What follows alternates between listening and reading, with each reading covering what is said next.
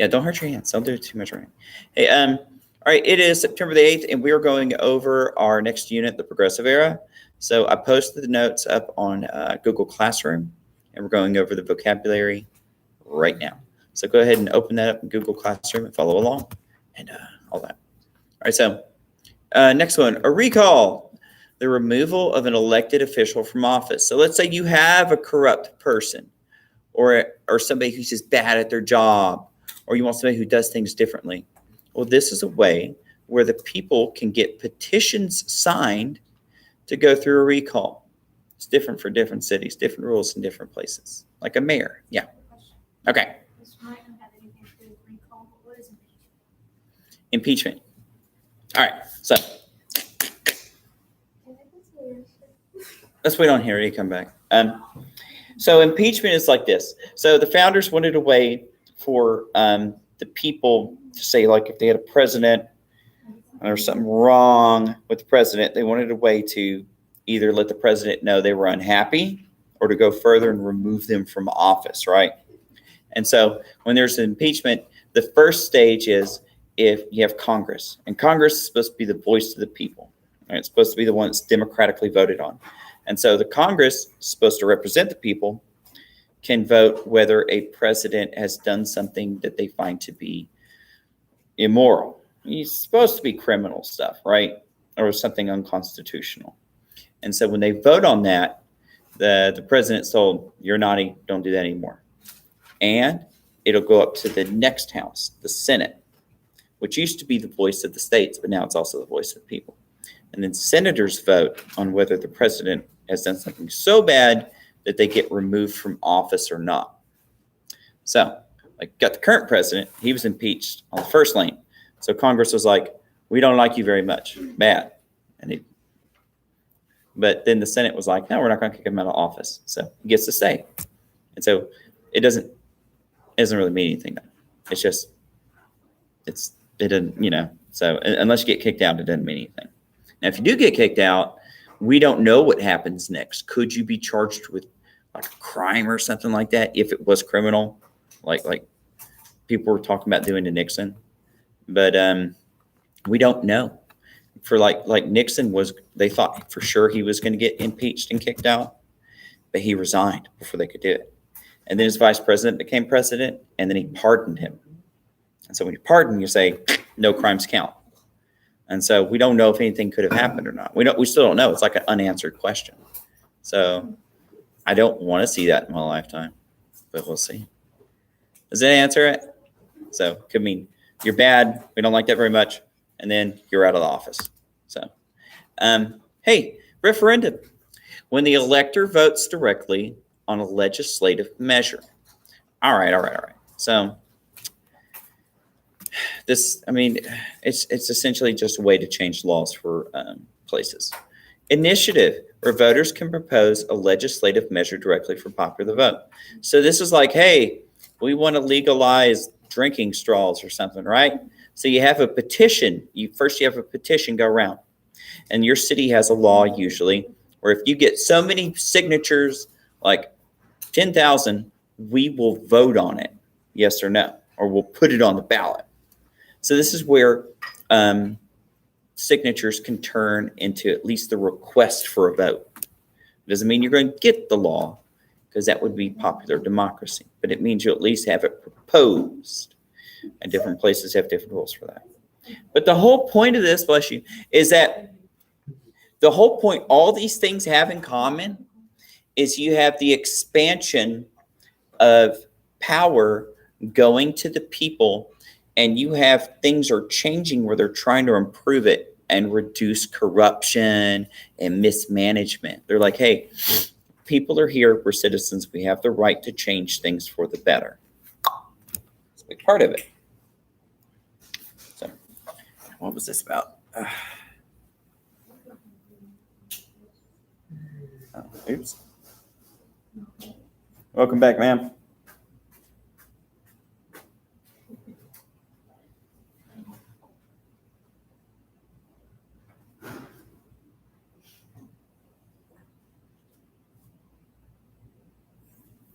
We're still on the same one? People are still writing. Are you in a hurry? No. You got all your stuff? Okay. Hey, but folks, remember, notes are worthless if you never look at them again.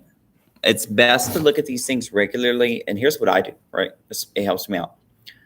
I'll study only like 10 minutes, 5 minutes a day. That's it. And I'll just glance over. I won't even read the whole thing. Even my notes, like when I get ready for a test, I'll take my notes. If I got a class, I'm like, man, I really got to learn this for a test. I'll highlight the important parts of my notes and ignore the rest. Kind of like a book, you know. You can even annotate notes if you write too much. You don't have to keep all that junk. Because if you have too many notes, you get lost in it. Hey, Coach. How y'all doing? I need anybody, one person. Can I get a volunteer for 5 minutes, Mr. White? I'm down. Does it need to be a big person? Yeah, see, when you say volunteer, they don't know what I'm. So I need one volunteer. I'm down. Henry, are you sure? 5 minutes? Okay, but you have to run them ragged. Alright. No, just. Are you take sure? it for the 5 rest minutes? of the- I don't know what it is. Okay, well, good, that's good. But a lot of guys, so you're not very smart then. You should have asked what it was. But now you've done volunteered and you don't know what it is. Nice knowing you, Henry. Yeah, it's going on. You want me to say, like, jump on? All right. That would be horrible. Yeah, we don't want that happening. All right. Hey, are y'all good on this one? Y'all ready to move on to the next one? Actually, I think he wanted to take me because when I went to the bathroom, he said, "Hey," and I just walked away because I got scared. If you're scared, okay, yeah, walk away. That sounds good. Sounds like I mean, it's better than standing there. Okay. So, okay. But don't worry, I don't think Coach is like going to attack people coming out of the bathroom. All right.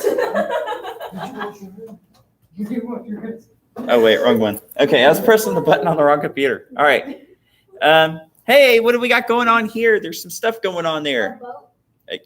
Kind of, yeah. Boys on the top. Big boys on the top. Oh, no, that's not a boat. Who's on the bottom then? Laborers. Laborers. Yeah, the poor. Yeah, say like these, it says protectors of our industry. So yeah, those are the workers. Yeah. And you see like they've got all these things up there that represent different businesses or industries. And yeah, well, I mean, yeah, those are some chops, right? Pretty catching, like fetching chops. There's something on the wall. Oh, Puck was like a magazine. So it's his name magazine. What does it say on the water by that big guy? It says, they are something. Hard times. Yeah. So the ocean is the hard times.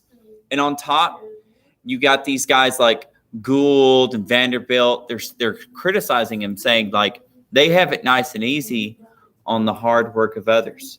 So this is a time period, remember, it's a time period when you have a lot of criticism of the super rich, because they were saying like, look, it's the workers who ain't making any money and have no protection and rights. So this is an overview. You don't have to write this part down because we're going to talk about it more in the future. But this is kind of like if you're reading, like you get a book and you can look at the back of the book to see like a quick synopsis of what the book is. Because, I don't know. I always got to see what a book's about before I read it. Otherwise, like, I don't have time to waste. All right. So, and I'm sure you don't either, which is why you're here. That's right. All right. So what is the progressive era? All right. It's not a perfect set of bullets, but it's the best I could do. Huh? I don't know. Okay. It's a rhetorical question. This period of U.S. history, or era, wink, wink, we heard that word earlier, was characterized by a rise in reform movements in response to the political and social conditions of the Gilded Age. And we talked a lot about that. Media and religious movements brought attention to rampant social problems. So yeah, like I said, this is a movement that actually in many ways they're inspired by Europeans, but it really starts in the churches. And media spreads it, like those newspapers and the magazines I was telling you about. People called for reforms in political corruption. So like, get rid of that corruption. Civil service reform. Stop having bums do the important jobs. And supported causes such as women's suffrage and prohibition. So they're like, hey, women need the right to vote. And women get the right to vote. They're like, we need to get rid of alcohol. So also wanted to reform child labor. Remember, nobody likes children getting chewed up by machines and working themselves till they're broken bodies before they're even grown and missing out on being children. Reduction of work hours. So, I mean, yeah, like people were just never home in some cases. Education. So education was a big deal for a lot of reasons I'm sure you can think of. And worker product safety. So not only do the workers need to be safer, but maybe when you buy a can of like food, it shouldn't make you sick. And maybe if you buy medicine, it shouldn't literally be poison or like an addictive drug or something. I think I heard one time where people started selling legitimate, like, Thank you. iron, or like another form of like liquid metal. Mercury? Mercury, as like a supplement. Mercury has been used for medicinal purposes in Europe, in China for hundreds and hundreds of years. And people thought it had like magical properties and stuff like, or alchemical properties. And yeah, it's just killing them. It's causing massive brain damage. And it's like mercury's super deadly, especially organic mercury. You just like get like a small drop of that on you and you're dead within minutes. So, well, we're talking about how like people were selling poison back then. Like back then, people would sell opium or morphine or cocaine as if it was medicine. It was causing overdoses and people were dying left and right. Addiction problems. Yeah, they were like calling it medicine. So, I mean, Coca-Cola. Mr. White, yes. do you ever drink the Coca-Cola that has cocaine in it? No, because I'm not 120 years old. Oh, it's not old. Yeah, it's like super old. No way. Yeah, no, it's fine. I've been alive for almost the entire war on drugs. So yeah, no, it's wait, when was it taken out? I think it was taken out like in the 30s or something. So, yeah. Like 70s, 80s, my God. No way. Now that yeah, that would be wild. So they used to put cocaine on the Coca-Cola? Yeah. Like I think it was just a little bit, but you know, it's kind of like nicotine. If you sell a product that's addictive, people keep buying it. I mean, so it probably made sense from a business standpoint. In their defense, they probably weren't aware of the terrible health effects it had and stuff like that. But it's okay. We moved on. I think they just want to Yeah. You may. All right. So during this period, we saw the passage of the Pure Food and Drug Act. We're going to talk about that. So finally, there's laws to try to protect you from taking medicine that could kill you by accident. At least we're trying to make sure it's actual medicine, and food that gives you botulism or has like nasty things like putrid or like industrial byproducts and stuff like that, like metal shavings stuff. We have antitrust acts. They're trying to break up some of the monopolies and the big control that the super rich had in stopping competition. Competition's good. The creation of the Federal Reserve. That one's still up to debate today, whether it's good or bad. But they're going to adjust things like the interest rates for money that's loaned out. And they're also going to do a lot of things that has to do with currency valuation. Complicated stuff, but it affects all of us. And the 16th, 17th, 18th, and 19th Amendments as well, which we will talk about. So that's the overview. It's the whole unit put together until we get to World War I. And we're going to try to take our test, I think, before that. So this is actually two units put together. It's personally, I think the course gets a lot better when we get to World War II. But it's not because of the war. It's just because What about the Cold War? that part's good too. No. You're writing that down? You didn't have to write all that down. Really? Yeah, we're going to talk about that later. That was the overview. I That's thought you overview. had skipped the. Yeah, don't pay attention to the commercial. Watch the movie. All right. So, what do we see here? I see some people with a defining characteristic. Yeah, women. Women's Christian Temperance Union. What's temperance mean, you think? Temper. Temper? No, it's not anger. It's not anger. They don't drink alcohol. Oh, I know what this means. No, I know what it is. Rebecca's right. It means it's against alcoholism, right? So here's why. Now, both the North and the South have always asked for reforms of one type or another. But there is one reform movement that both the North and the South agreed on quite well, and that was temperance. The reason is because, soberness, yeah. The reason is because, hey, ladies, like here's an example. Alcoholism was really, really rampant in the industrial era, and including America. And so there was a big problem, especially in cities. You had the saloons. And so a saloon back then wasn't just like a bar. It was also a place where it had a gym. It also have a barber. It's where people went to vote. And it also had places like brothels, right? And so like after working in the factory all day, a lot of men, instead of going home, they got their pay and they went to the saloon.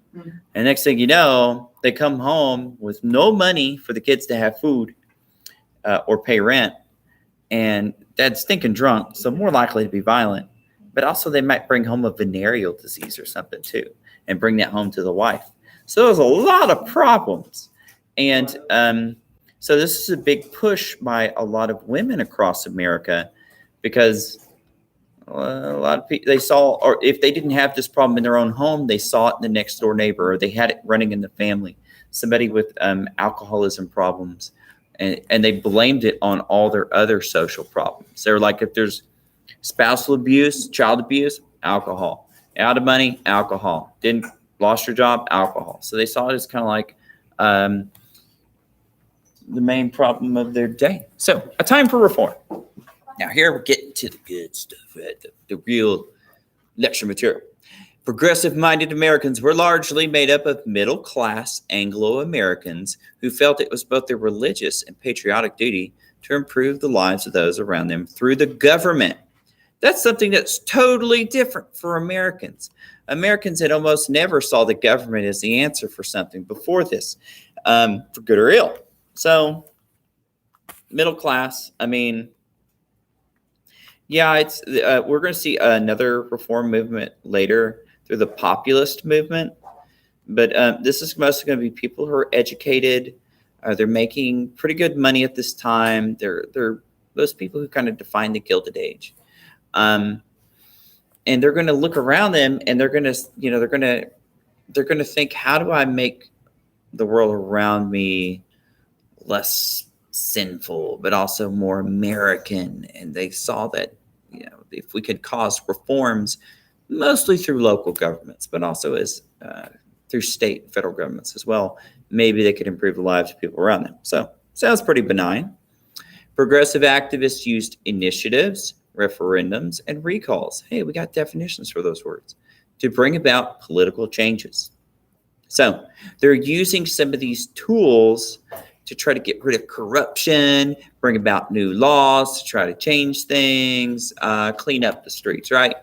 So initiatives reflected the democratic drive behind these reforms, as private citizens could petition for new laws. And that's a big part of progressivism, is they're going to want to expand the right to vote, and they're going to want to have more of a hand in what law goes where, instead of having it in a back room where politicians are smoking cigars and taking bribes and making laws no one ever sees the light of day about, So hey, need transparency.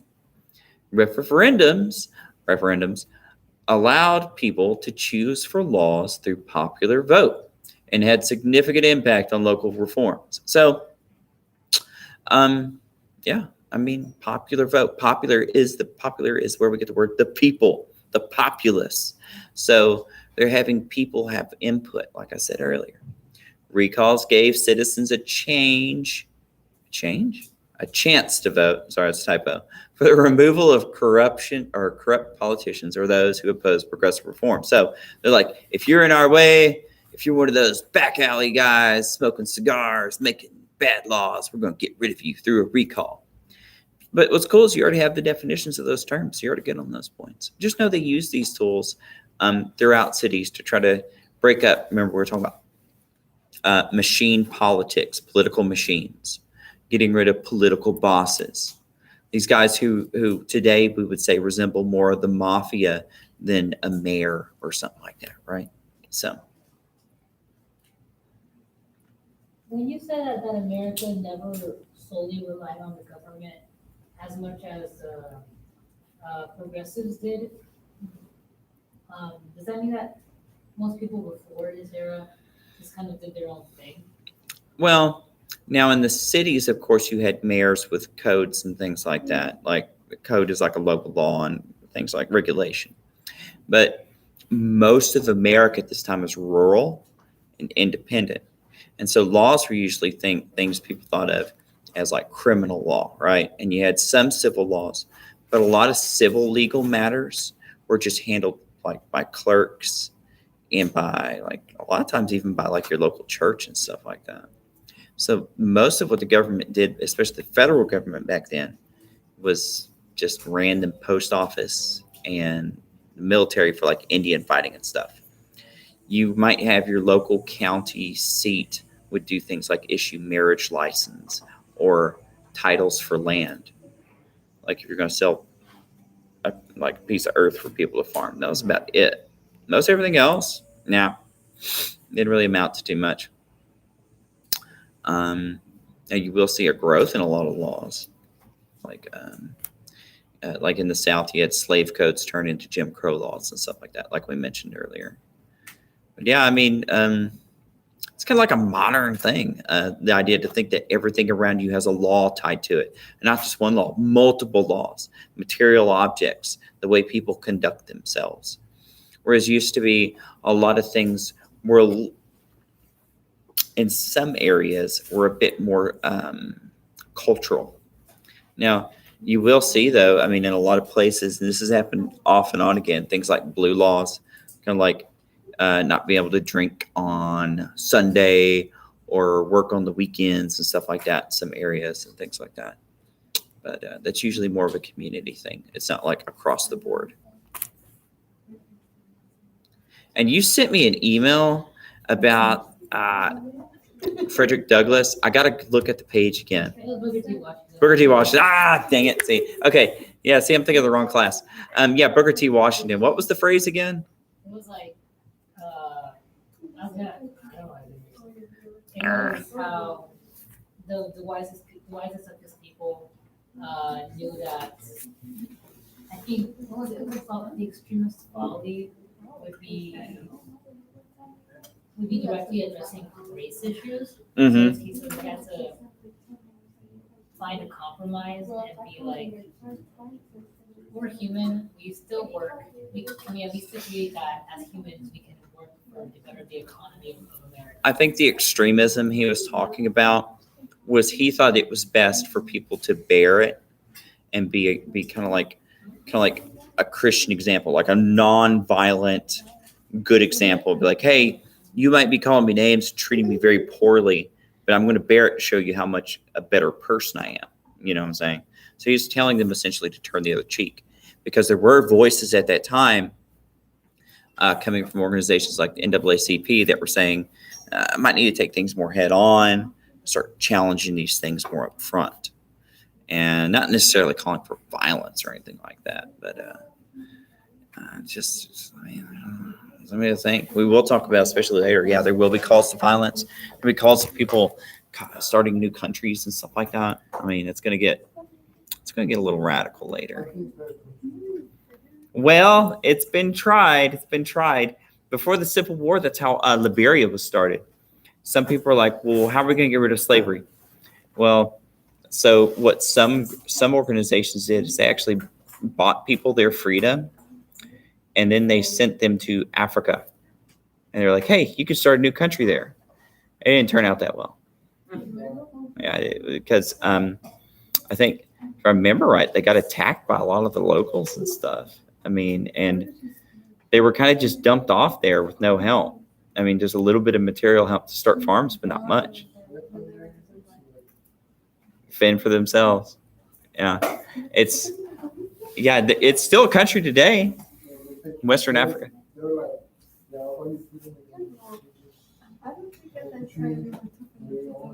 Yeah, because they were like, well, there's no way you can live here in America. They literally thought that. So they're like, we'll just send you to Africa. So it's kind of. We will talk about that later, though, because we will go come back to that period. Hey, kids. Let's see, 225. Okay, yeah, let's do another one. Yeah, I reused that photo. I know it's an accident. I'm very embarrassed. All right. So, a time for, hey, look, this is how you change the Constitution. When you amend something, you change something. So, we have constitutional amendments, right? So, a time for reform and changes to the Constitution, like the title says. So, many of these reforms called for the direct participation of the voting populace. They wanted it to be more democratic, as it was the entrenched representatives that appeared to be part of the problems. So they're saying that the professional politicians, or some people will call it the establishment, the ones who are like living off of government entities, were preventing good things from happening, right? And they're part of the problem. So we had the passage of the 16th Amendment. So this is when people voted to have some of your paycheck taken out. Thank you. All right. This is going to create the federal income tax in order to raise money for government programs and to ease tariffs on rural Americans. This is a reoccurrent thing for farmers. They want the cost of buying things that they need that are often manufactured to be as low as possible. How do you do that? Free trade. So they want to get rid of tariff because a tariff is a tax on something that comes to our country. So they said, get rid of that. So that's what the farmers liked. They said, if you tax people's incomes, you won't need that tariff money anymore. The founders believed that tariffs would basically fund most of the federal government. They thought it was a good thing. But over time, farmers and people in the populace, we'll talk about later, disagree. The progressives wanted to fund more government programs.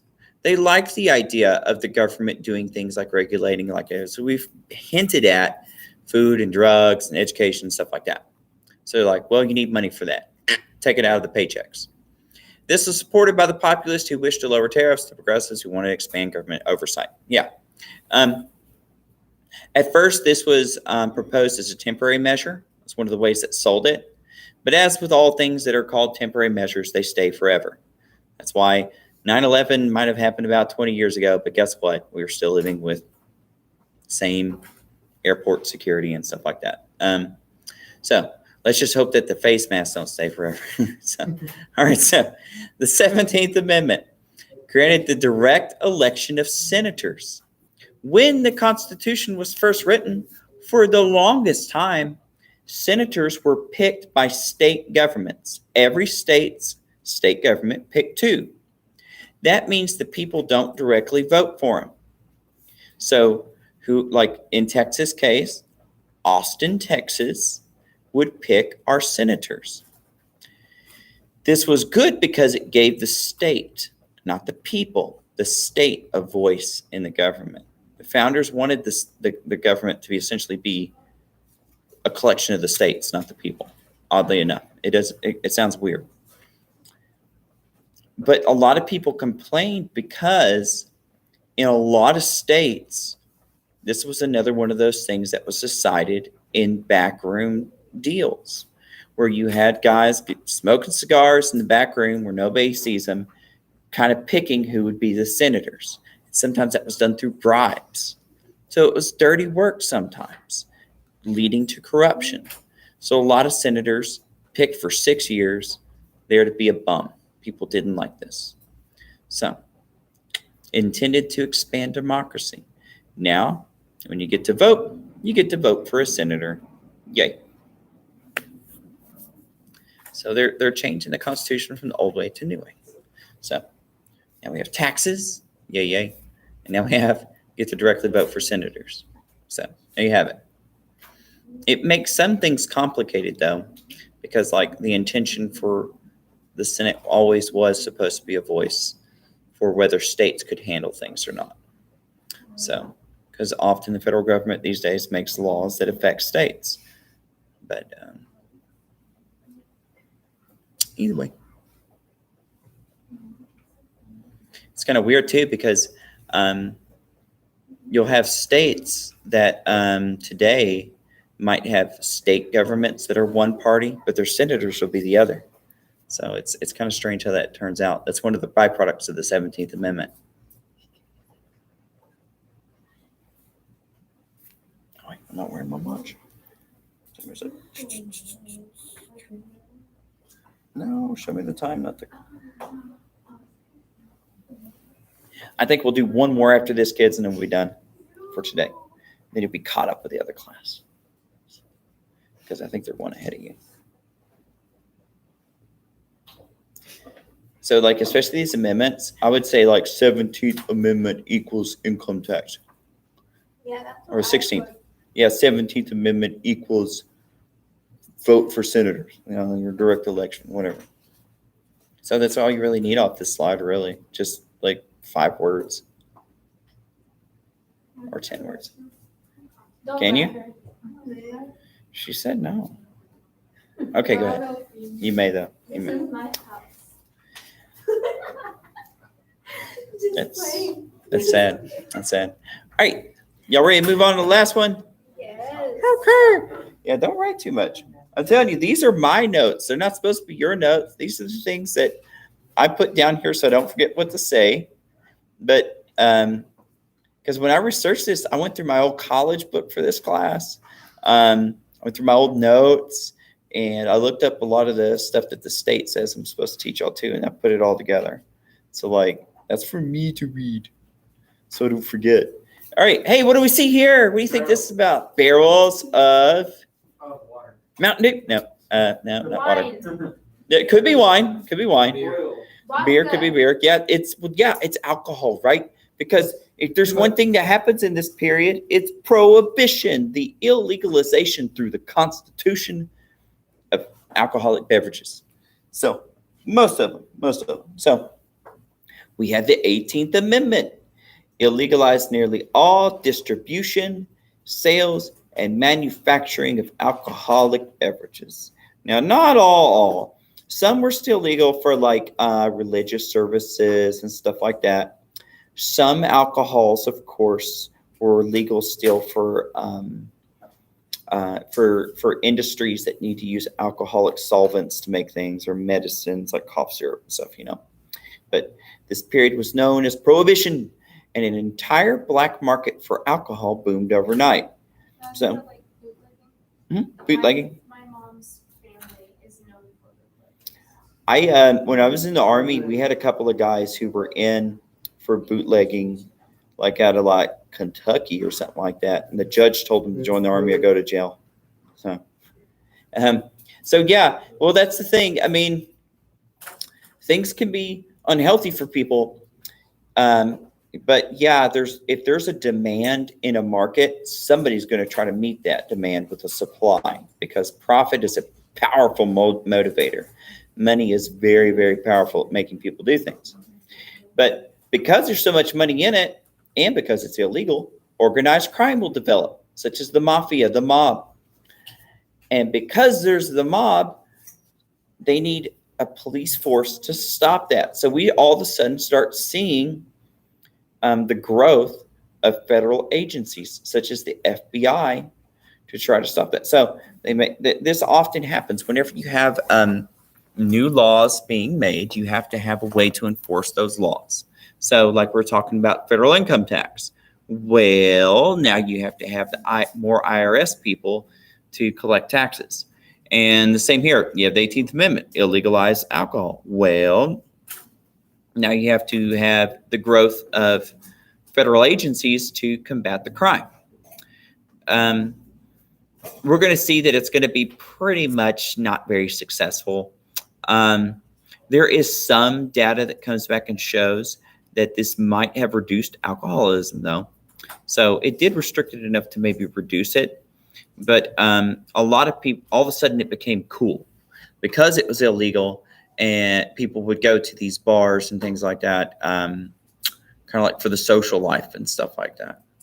So there'd be movies about it, novels, stuff like that. It's going to become a lot of the people, like the law enforcement that was supposed to stop it, would still go to these things and drink. So I mean, it's going to be pretty much a disaster. It will be repealed. So it's a constitutional amendment that's ratified, but then it will be repealed later. We'll see. So it's crazy stuff. It was an experiment, though.